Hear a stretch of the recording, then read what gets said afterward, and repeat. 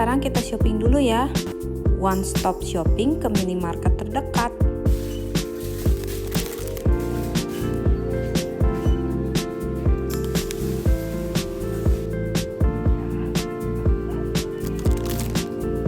Udah selesai nih belanjanya, langsung masak yuk.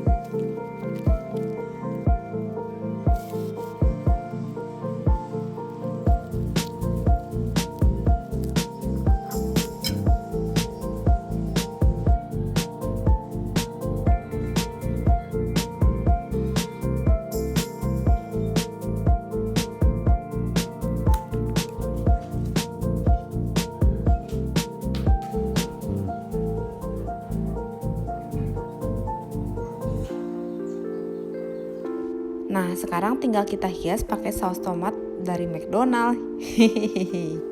Karena tema Valentine jadinya bentuknya hati-hati gitu loh.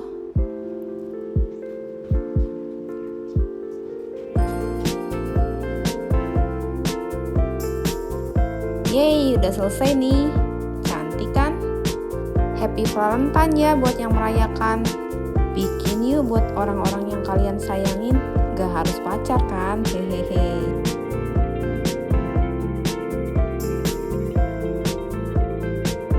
Terima kasih sudah menonton. Jangan lupa tonton video ala